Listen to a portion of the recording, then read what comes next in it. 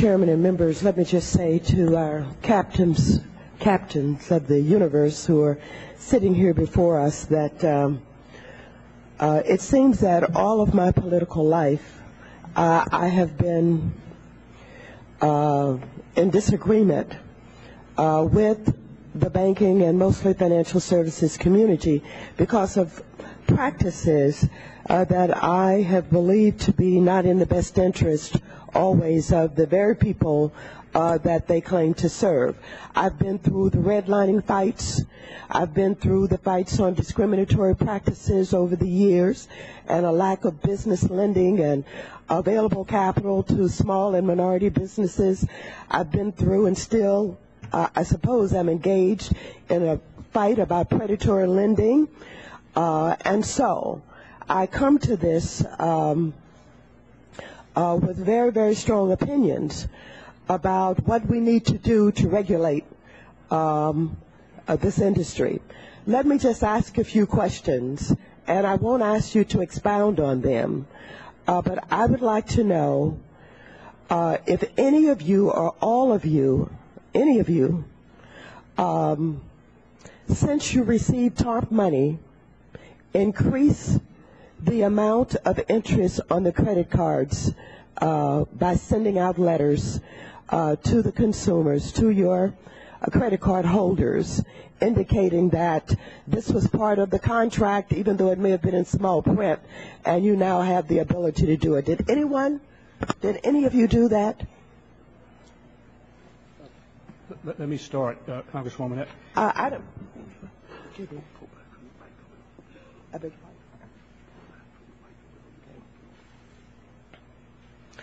I would just like to ask each of you, Bank of America, I suppose, did you do this? Yeah, I was volunteering. First of all, I feel more like corporal of the universe, not captain of the universe at the moment. But did you increase your credit card interest rate?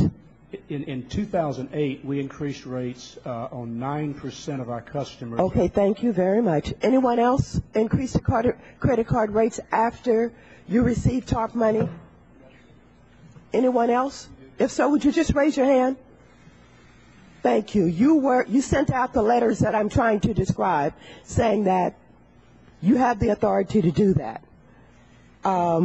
Did any of you reduce the amount of credit that was available to credit card holders because they shopped at certain stores? Just raise your hand if you did. None of you did. Let the record reflect no one raised their hands. On loan modifications where you claim to do such a good job, I disagree with you. Many of you know that I have to implement loan modifications working with my constituents. I'd like to thank Wells Fargo for the response that you gave to me when I brought to attention how poor your loan modification work is under your servicing company. I have not heard from Bank of America, even though they know that I've spent hours on the phone trying to connect with your loss mitigation departments.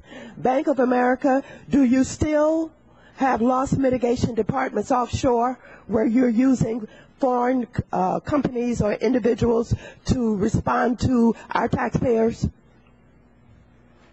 If we have a loss mitigation department offshore, I do not know about it. I'm sorry, you do have them offshore who are supposed to be doing loan modification work or loss mitigation work for you. Is that correct? I do not know that we have or we haven't. All I know is we have 5,000 people working on the issue. Thank you. So you do have offshore loss mitigation work going on. Now, we have many of our constituents who try to get to you to get a loan modification before they get in trouble. How many have a policy that says you have to be 2 months or more behind before you deal with them on loan modifications? All of you, none of you require that you must be 2 months or more behind before you can get loan modification from your banks. Is that right? Congresswoman, I would speak on behalf of Citi. We have a new program where we're reaching out to 500,000 customers where we reach them even if they're current in their payments. It's not about whether you're behind on your payments for a couple of months, this is a... I just want to know, sir, how many of you require that you have to be behind for 2 months? Okay, we will get them. If I may, Mr. Chairman, I just want to also say that I think it's important for us to understand why you paid yourself fees on the money that we gave you. As a matter of fact, Bank of America, you paid yourself $30 million in fees just to accept our TARP money. Citigroup, you paid yourself $21 million in fees to accept. Why do you do that? I don't know what you're talking about. Do any of you understand what I'm talking about in terms of processing the TARP money that you got and the fees that you have, yes? May I answer, Congresswoman? Yes. You're referring to the $17 billion of debt we issued under the FDIC guaranteed program on which we paid underwriting fees to underwriters, us and a lot of others. We have to raise that money in the market, and we have to follow the practices by which we raise it, which is to underwrite that debt, and we have to pay the underwriters to raise that money. I think that's what... You do the guarantees. You get guarantees, but you absolutely collect fees to do the work to place the money. Is that right? We have to pay underwriters and other people who sell those bonds. But you're not paying anybody. You're keeping the money yourself. Ms. Waters, I'm just going to have to call you down because when the chairman gets back, he's going to penalize me. And I don't know what that penalty is. I appreciate that very much, but let the record reflect that we need to find out why they are paying themselves fees on the money that we give them, and we need to have a roundtable discussion with them to find out what they're going to do to discontinue this practice. Gentlemen, you heard the question. If I could make the request, perhaps individually for your companies, you could respond in writing to Ms. Waters' question.